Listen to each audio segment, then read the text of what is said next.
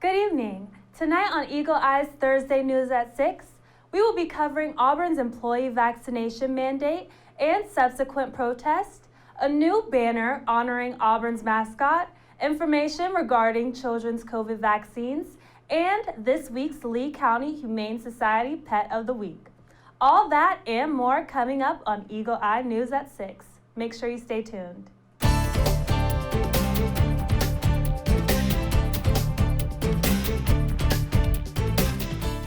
Good evening and welcome to Eagle Eye News at 6. I'm Jakai Spikes. And I'm Sydney Babb. Auburn employees are now required to become completely vaccinated against COVID-19 by December 8th or face termination from the university. This is in compliance with President Joe Biden's executive order that mandates full vaccination against COVID-19 for all federal workers and contractors. As a public research institution, Auburn University is among hundreds of U.S. universities considered as federal contractor. Currently, Auburn maintains $200 million in federal contracts that are expected to be impacted by this order. Auburn's vaccine policy has been modified to reflect the executive order's requirements that all employees, part-time, full-time, remote, or otherwise, become fully vaccinated by December 8th. All employees must submit proof of full vaccination or receive an exemption by the deadline at the risk of termination at hand. Following the announcement of Auburn University's compliance with the federal vaccine mandate, the Division of Student Affairs hosted 2 forums to answer questions from students employed by the university about the mandate. The forum was led by Bobby Woodard, Senior Vice President of Student Affairs at Auburn. The university representatives did not state a plan for dealing with the potential loss of many student employees and faculty. Woodard did state that approximately 82% of employees in the Auburn University's healthcare plan, which are non-student employees, are vaccinated. A large emphasis was placed by the panel on submitting medical and religious exemptions from the mandate as quickly as possible. There were many questions involving Alabama Governor Kay Ivey's recent executive order banning vaccine mandates in the state of Alabama. Woodard repeatedly stated that the federal order takes precedent over Governor Ivey's order. As a result of Auburn's compliance with President Biden's vaccine mandate, a protest was held at Toomer's Corner this past Tuesday. Those present included students, Auburn area residents, and families objecting to Auburn University's compliance with the mandate. Protesters held signs that read, "Freedom, not force," "Tyranny never wins," "I used to believe in Auburn," and "Our body, our choice." Dean Odell, a Republican gubernatorial candidate running against Kay Ivey, was also present at the protest. Auburn campus COVID cases continue to decline as the COVID Resource Center reported 8 new cases of COVID-19 for the week of October 18th. This is 12 fewer cases than the week prior, and the lowest cases have gone on Auburn's campus since mid-July. In addition, the Auburn COVID Resource Center reported 314 conducted tests, returning 5 positive results, a 2% positivity rate. Again, this is the lowest number of positive results reported by the COVID Resource Center since mid-July. Diabetes is a debilitating disease that affects millions of Americans, and one Auburn University researcher is hard at work through the power of chemistry to make a difference in the fight. Take a look. We study tissues that are fundamentally related to diabetes. Like fat tissue is one of the main tissues that we study. What we do is we build little microfluidic devices that we kind of use old technologies that were used for computer chip fabrication. We develop methods, we build techniques, we develop methods to help us understand the biology of these pathologies like diabetes, obesity, metabolic syndrome. We developed a method where we can make this little electrode where we use DNA strands. And so we put those on the electrode. And the great thing about that is we can use these as sensors. It's the same platform, and we can use it for many different types of analytes or biomarkers. We can use it for many different types of molecules to be detected. So we hope to make tools that can help understand the fundamentals, which in theory could help us develop therapeutics for humans for diabetes management or even prevention. And for the sensing projects, the other project that's funded, we really are not focused on any one disease. We can really expand that out into measuring biomarkers for many different diseases. We are always interested in helping understand the disease. So it's a debilitating problem, especially in the southeast of the United States, but also all around the world. Everywhere on Earth has been affected by diabetes in some way. To help make measurements, especially the biomarker measurement technology, that could make a huge impact on the lives of these diabetics who are trying to manage their blood glucose. And that would be great if we could make that kind of an impact.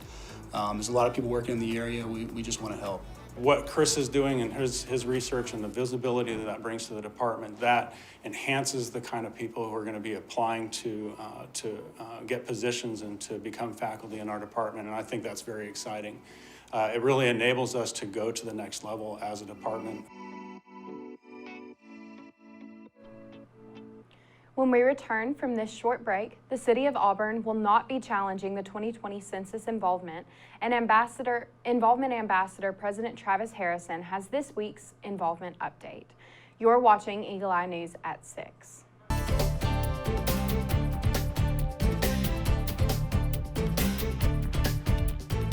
Welcome back to Eagle Eye News at 6. A new addition to the Melton Student Center was revealed this week when Auburn showed off a brand new Aubie banner celebrating the school's decorated mascot.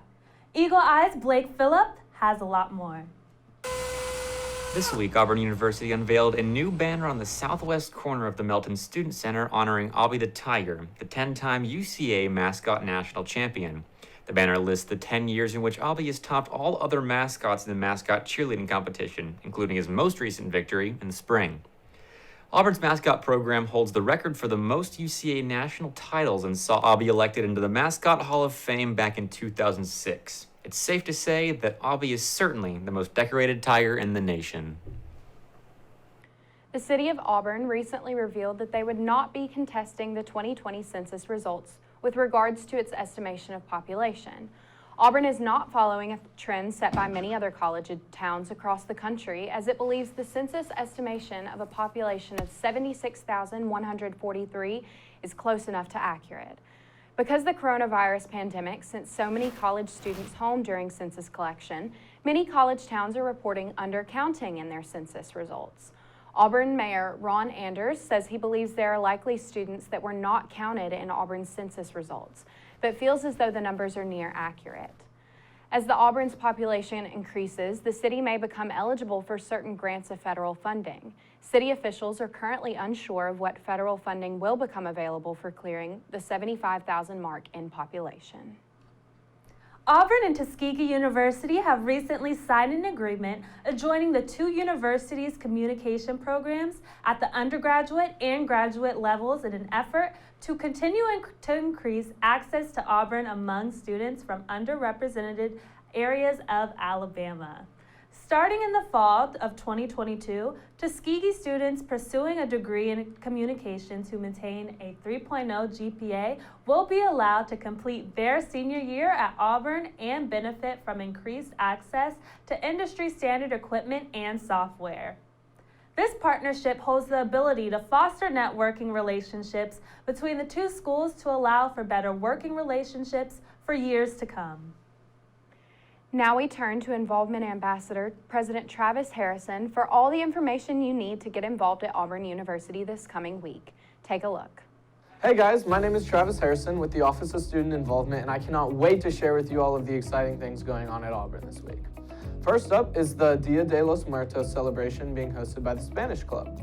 They welcome everyone to come, whether you can't speak Spanish or if you're fluent, to come and learn about Dia de los Muertos and possibly even stay to watch the movie Coco. It's going to be in the Student Center in room 2225 on Monday from 6:30 to 7:30 p.m. Next up, on Wednesday from 5:30 to 8 p.m. in the Student Activities Center, the International Student Organization is hosting its annual Peace Dinner.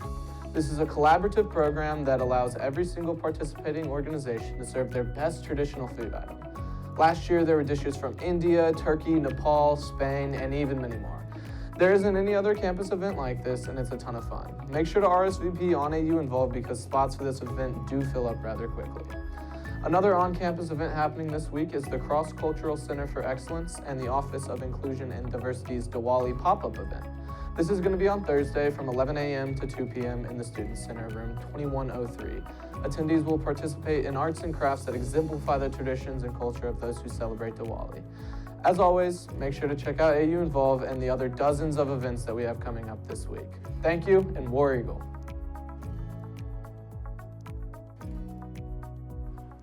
When we come back, we take a look at concerns over COVID vaccinations in children and data pertaining to the rising greenhouse gases. You're watching Eagle Eye TV, Auburn's news leader.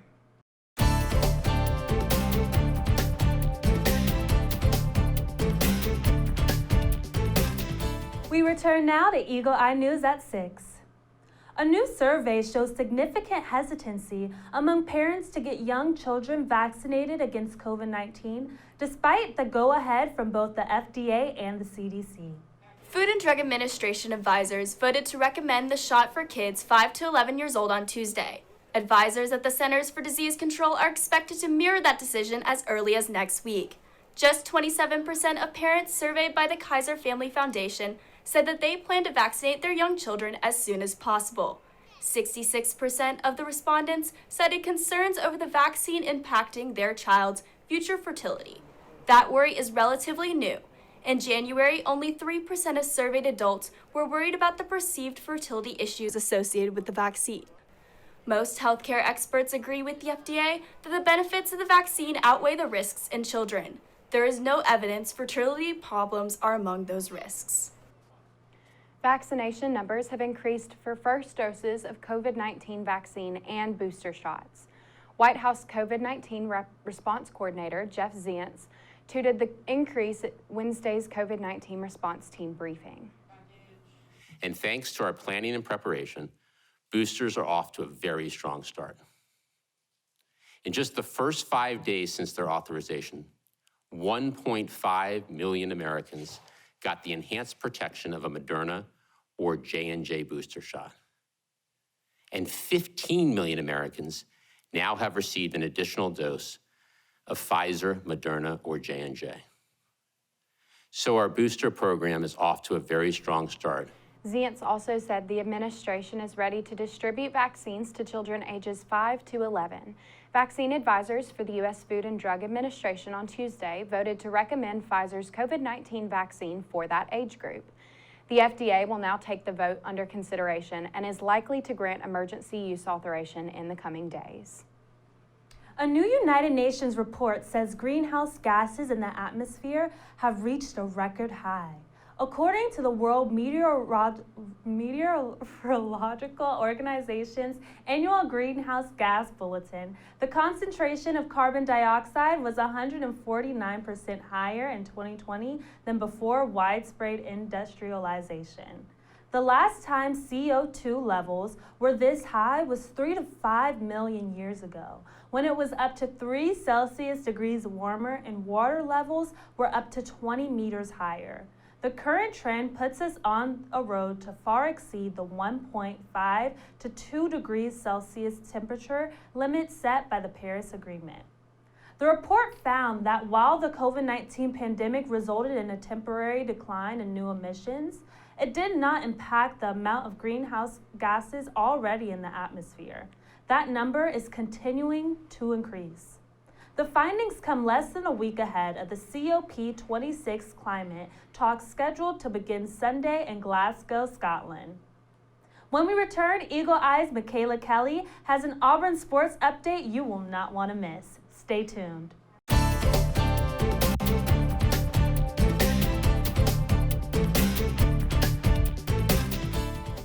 Welcome back to Eagle Eye News at 6. I'm Mikayla Kelly here with your upcoming news in sports. After coming off a bye week, Auburn football looks to get their first win of the season against a top 10 ranked opponent. The Tigers will face the 10th ranked Ole Miss Rebels inside of Jordan-Hare Stadium Saturday night at 6 o'clock. With each team having one loss in the SEC, Whichever team comes out on top will control their own destiny for the rest of the season and get a chance to go to Atlanta for the SEC championship. Auburn leads Ole Miss 34-11 in the all-time series record and 16-3 when playing inside Jordan-Hare. Fans are encouraged to wear Auburn for Auburn's Auburn all-orange game on Saturday night. Kickoff is set for 6 p.m. and will be broadcast on ESPN. Auburn soccer travels to Tuscaloosa to face Alabama tonight at 7 o'clock for their final regular season match of the year.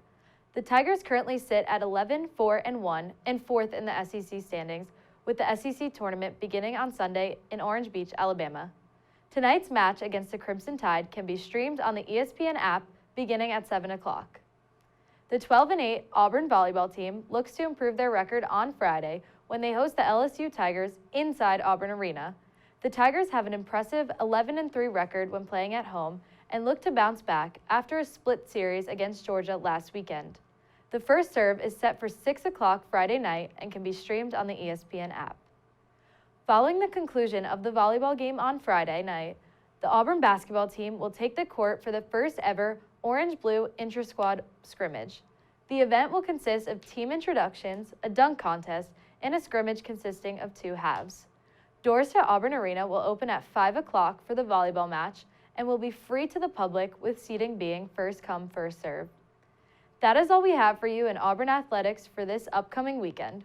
For more information, check out our website at eagleeyeauburn.com, and to stay even more up to date on Auburn sports, be sure to follow our Twitter at EETV_sports. I'm Mikayla Kelly, and we'll be right back. You're watching Eagle Eye News at 6.